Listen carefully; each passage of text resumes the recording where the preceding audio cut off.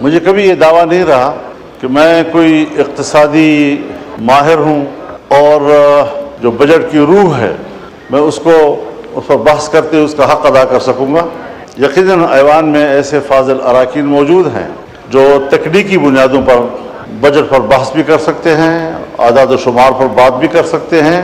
میں ان کے سیاسی پہلوؤں کو ذرا اجاگر کرنا چاہوں گا کہ 1988 سے میں اس ایوان میں کتنے بجٹ سن چکا ہوں، کتنے بجٹ میرے ہوتے ہوئے پاس ہوئے ہیں، اور ہر بجٹ پیش کرنے والی حکومت اس نے دعویٰ کیا ہے کہ یہ عوام دوست بھی ہے اور ملک کی ترقی کی راہ پر یہ بجٹ گامزن کرے گا ملک کو۔ اس تمام دعووں کے باوجود آج 75 سال کے بعد معاشی طور پر ملک کہاں کھڑا ہے اس کو زیر بحث لانے کی بھی ضرورت نہیں ہے۔ شیشے کی طرح نظر آتا ہے کہ ہم دیوالیہ پن کے کنارے کھڑے ہیں، اور آج جو اس بجٹ میں آپ نے سب سے زیادہ توجہ دی ہے ٹیکس لگانے کے اوپر، عام لوگوں میں جو بات ڈسکس کی جا رہی ہے زیادہ تر اس کا تعلق ٹیکسز کے ساتھ ہے۔ ہر شعبے میں، ہر سطح پر، ہر کاروبار میں، ہر تنخواہ میں، ہر کمائی میں ٹیکسز لگا دیے گئے ہیں، اور اسی کی بنیاد پر پھر مہنگائی کا طوفان اس سے روکا نہیں جا سکتا۔ بنیادی بات یہ ہے کہ ہم جس چیز کا ڈیمانڈ قوم سے کرتے ہیں کہ آپ ٹیکس دیں تاکہ ملک کا خزانہ مضبوط ہو، ملک کا اقتصاد مضبوط ہو، جب حکمران اس قسم کا ڈیمانڈ قوم سے کرتے ہیں تو قوم کے بھی کچھ حقوق ہوتے ہیں۔ اگر آپ قوم کو وہ حقوق نہیں دے سکتے پھر کیا آپ قوم سے ٹیکس اصول کرنے کا حق بھی رکھتے ہیں؟ اس کے بدلے میں قوم آپ سے دو چیزیں مانگتی ہیں، ایک امن، جان، مال اور عزت و آبرو کا تحفظ، اپنے انسانی حقوق کا تحفظ، اور دوسرا معاشی خوشحالی۔ عام آدمی کو یہ اطمینان ہو کہ میرے بچوں کے لیے اگلے ہفتے اور مہینے تک گھر میں خوراک موجود ہے، اس کا انتظام ہو سکتا ہے۔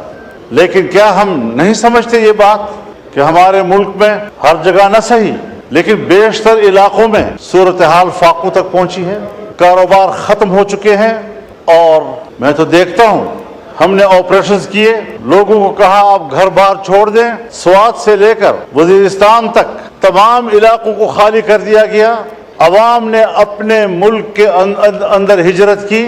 ہمارے وہ قبائلی خواتین جو اپنے خاص ماحول میں اور خاص کلچر کے اندر زندگی گزارتے رہے، انہیں آپ نے صحراؤں میں جا کے بٹھایا، ان کو بازاروں میں بھیک مانگنے پر آپ نے مجبور کیا، اس کے چادر کو تم نے تار تار کیا۔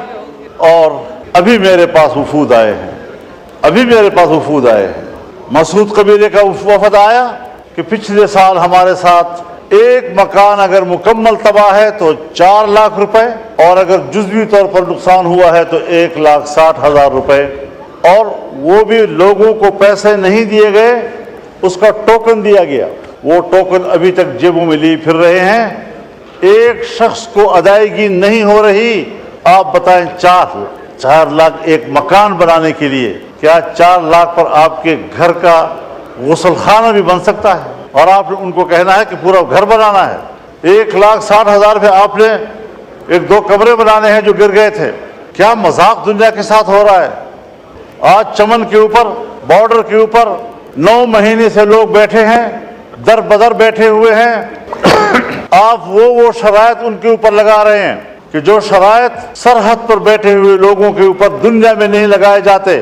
پوری دنیا میں سرحد پر رہنے والوں کو کچھ خصوصی مراعات ملتی ہیں، اور وہ بھی وہ بارڈر جو بین الاقوامی طور پر ریکگنائزڈ ہو۔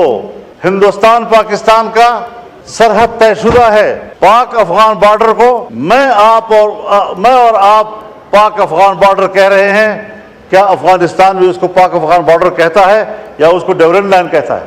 کیا یہ کسی سمجھوتے کی بنیاد پر ہوا تھا کہ ایک ہی آدمی کا گھر، اس کا صحن پاکستان میں ہے، کمرے افغانستان میں ہیں، ایک ہی گاؤں کی مسجد، اس کا محراب افغانستان میں ہے اور اس کے مقتدی جو ہے وہ پاکستان میں کھڑے ہوتے ہیں؟ چمن میں جائیں، کتنے لوگ ہیں کہ جن کے گھر پاکستان میں ہیں اور جائیدادیں افغانستان میں ہیں، زمینیں وہاں کاشت کرتے ہیں، وہاں سے مال آتے ہیں، اپنا کمایا ہوا گھر میں لاتے ہیں. آج وہاں پر آپ کر کیا رہے ہیں کہ لوگ بیٹھے ہوئے ہیں متبادل، کوئی ان کے پاس آپ کا تجویز نہیں ہے کہ آپ اس کو کیا روزگار دے رہے ہیں. وہ مزدوری کرتے ہیں، بچوں کے لیے کماتے ہیں. میں آپ کو بتاؤں جناب اسپیکر، اب نوبت یہاں تک پہنچ گئی ہے کہ گھروں کے اندر، میں بڑی ذمہ دار فورم پر بات کر رہا ہوں، کہ گھروں کے اندر ہماری ماؤں بہنوں نے اپنے زیورات بیچ دیے ہیں، بالیاں بیچ دی ہیں، اور وہ اپنے روزگار کی فکر میں ہیں. وہ ختم ہو گئے پیسے، اب گھروں کے دروازے اور کھڑکیاں وہ بیچنے میں مجبور ہو گئے ہیں کہ کس طریقے سے ہم دن رات گزارے. اور ریاست اس حد تک شقی القلب ہو چکی ہے کہ ان کو احساس تک نہیں ہے کہ یہ ملک کے باشندے ہیں اور ان پر کیا گزر رہی ہے. 9 مہینے تک لوگ بیٹھے ہوئے ہیں، کوئی احساس ہے اس بات پر؟ میرے پاس انگور اڈے کا وفد آیا، بھرپور وفد آیا، اور کہا صاحب آپ تو آئے ہیں ہمارے گاؤں میں. میں نے کہا جی میں آیا ہوں آپ کے گاؤں میں، تو آپ بتائیں وہاں ہماری کیا پوزیشن ہے. میں نے کہا میری رات افغانستان میں تھی اور میرا جلسہ پاکستان میں تھا. ڈیورنڈ لائن انہوں نے مجھے بتایا کہ یہ لکیر ہے، کسی کے گھر کے بیچ میں سے گزر رہا ہے، کسی کے مسجد کے بیچ میں سے گزر رہا ہے. ان لوگوں پر آپ اس قسم کے قدرے لگائیں گے؟ غلام خان کے اوپر یہ صورتحال بن رہی ہے، جمرود کے اوپر یہ صورتحال بن رہی ہے. ذرا اپنے شرائط لگائیں، لیکن ان کے لیے قابل برداشت بھی تو ہوں، قابل عمل بھی تو ہوں. بس ملک سے وفاداری اور حب الوطنی کا دعویٰ، اس پر آپ قبضہ کر لیتے ہیں، اور جب آپ سے کوئی اختلاف رائے کرتا ہے پھر آپ ملک کے دشمن ہیں، آپ تو ملک کو کمزور کرنا چاہتے ہیں. دوسری بات یہ ہے جناب اسپیکر، ہمارے ہاں آپ 1000 ٹیکس لگائیں. میں پارلیمنٹیرین بھی ہوں، 40 سال اس سیاست کی خارزار وادی سے گزر کر آج کھڑا ہوں. ان صحراؤں کو میں نے عبور کیا ہے. آپ کے ملک کے عوام آپ کو ٹیکس نہیں دیں گے، اس لیے کہ عوام کو آپ پر اعتماد نہیں ہے. اور یہ بات میں کسی ایک پارٹی کے لیے نہیں کہہ رہا ہوں. اگر میری حکومت ہو اور میں ٹیکس لگاؤں گا تو میرے ہوتے ہوئے بھی شاید لوگ اعتماد نہ کریں، اس لیے کہ لوگوں کو پتہ ہے کہ میرے ٹیکس وصول کر کے اس کو باہر کے قرض میں دیا جائے گا، IMF کے قرض میں دیا جائے گا، ورلڈ بینک کے قرض میں دیا جائے گا. جب میرا ٹیکس میرے فلاح و بہبود پہ خرچ نہیں ہوتا، مجھے کیا پڑی ہے کہ میں عالمی بینک کو بھرتا رہوں اور اپنے پیسوں سے محنت سے بھرتا رہوں. اور یہ آج کی ریت نہیں ہے جناب اسپیکر، یہ ہمیں ورثے میں ملی ہے. جب انگریز حکومت تھی اور بر صغیر پر ان کا قبضہ تھا اور انگریز ملک میں لوگوں سے ٹیکس لیتا تھا، تو بر صغیر کا باسی ٹیکس چوری کرتا تھا. فرنگی کو وہ ٹیکس دینے کے لیے تیار نہیں تھا. اس کو پتا تھا کہ یہ میری فلاح پہ خرچ نہیں ہوگا، یہ ان کے عیاشیوں پر، اور ہمارا مال برطانیہ جائے گا. میں خود برطانیہ میں ایک موقع پر یوم پاکستان تھا اور میں میئر کے آفس میں گیا، پاکستانی کمیونٹی وہاں جمع تھی. مجھے کہا مولانا صاحب ان بلڈنگوں کو دیکھو، یہ ان کے نہیں ہیں، یہ ہمارے اپنے ہیں. ہمارا مال لا کر چوری کر کے انہوں نے یہ بلڈنگیں بنائی ہیں. یہ ہندوستان کی ہے، یہ بر صغیر کی ہے. اس کے باوجود ملکہ برطانیہ انڈیا آتی ہے اور پارلیمنٹ اس کو کہتا ہے تم 100 سال سے ہمارے اوپر حاکم رہے ہو، تم نے ہماری سرزمین پر قبضہ کیا تھا، پہلے اپولوجائز کرو، معافی مانگو، اس کے بعد آپ ایوان میں آ سکتی ہیں. اور اس نے معافی مانگی. لیکن جب پاکستان آئی اور پاکستان کے پارلیمنٹ میں آنے لگی تو ہمارے اسپیکر صاحب اور چیئرمین سینٹ نے کہا ہم پہلے بھی آپ کے وفادار تھے، ہم آج بھی آپ کے وفادار. اس نظریے کو لوگ ٹیکس دیں گے، اس کو آپ یقین دلائیں گے کہ آپ کی ریاست ہے، ٹیکس آپ کے فلاح و بہبود پہ خرچ ہوگا. جب میرا پیسہ میری فلاح و بہبود پہ خرچ نہیں ہوگا، مجھے کیا پڑی ہے کہ میں اس قسم کے ٹیکس، آپ کے ظالمانہ ٹیکس ادا کرتا رہوں گا. اور اگر ٹیکس ظالمانہ ہے اور آپ مجھے امن بھی نہیں دے پا رہے، اور جب میرا سب کچھ لٹ جاتا ہے پھر آپ کو جاگ آتی ہے.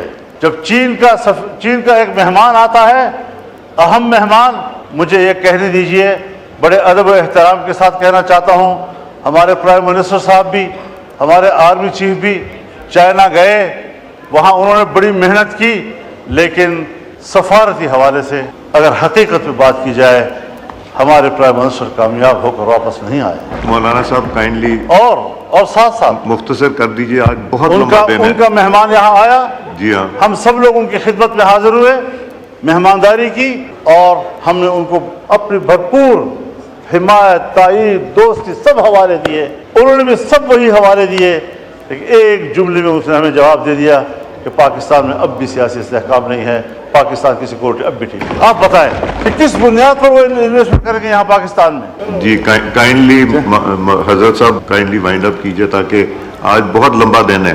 جی ہاں. رات کو تو 11-12 بجیں گے. اب یہاں پر آپ نے عزم استحکام کوئی آپریشن کے نام سے کوئی کیا چیز کر دی ہے. میں نے کہا ہمیں تو 2010 سے مار کھا رہے ہیں انہی آپریشنوں کے ہاتھ سے. دہشت گردی کے خلاف جنگ، دہشت گردی کے خلاف جنگ. کیا دہشت گردی کے خلاف جنگ یہ بین الاقوامی ایجنڈا نہیں ہے؟ اس کے اس پہلو کو ہم کیوں نظر انداز کر رہے ہیں؟ باجوہ صاحب نے مجھے کہا میں نے باڑ لگا دیا ہے، فخر سے کہتا تھا میں نے باڑ لگا دیا ہے. کسی کا باپ بھی نہ افغانستان جا سکتا. 40-50 ہزار اس وقت آ چکے ہیں، اور ہمارے ہاں مجھے معاف کیجئے بہت درد اور دکھ سے کہہ رہا ہوں، ایسا محسوس ہو رہا ہے کہ جیسے اگلے 2-4 مہینوں کے اندر ہمارے ڈیرہ اسماعیل خان، وزیرستان، دوسرا وزیرستان، لکی مروت، کرک، بنو، ان علاقوں میں امارت اسلامیہ قائم ہو جائے. اور پاکستان کی نظر نہیں آ رہی. مغرب ہوتی ہی تمام تھانے بند ہو جاتے ہیں اور ان کو حکم دیا گیا. یہ ہے آپ کے جی ٹھیک ہے. کہاں کھڑے ہیں ہم لوگ؟ تو فکر بندی کی بات ہے حضرت. جی یہ آپریشن میں نے پہلے بھی عرض کی ہے، آج بھی کہتا ہوں، یہ عزم استحکام نہیں، یہ استحکام عزم نہیں ہے، یہ عدم استحکام کی طرف ہم جا رہے ہیں. کہ اس طریقے سے اگر آپ قوم کو ہانکتے رہیں گے، پاک PWD کو آپ ختم کر رہے ہیں، ہزاروں ملازمین کو آپ بے روزگار کر رہے ہیں. اتنا بڑا محکمہ جو پاکستان سے پہلے کا ہے، ان تمام محکموں کی ماں ہے، آپ نے کس سے مشورہ کیا؟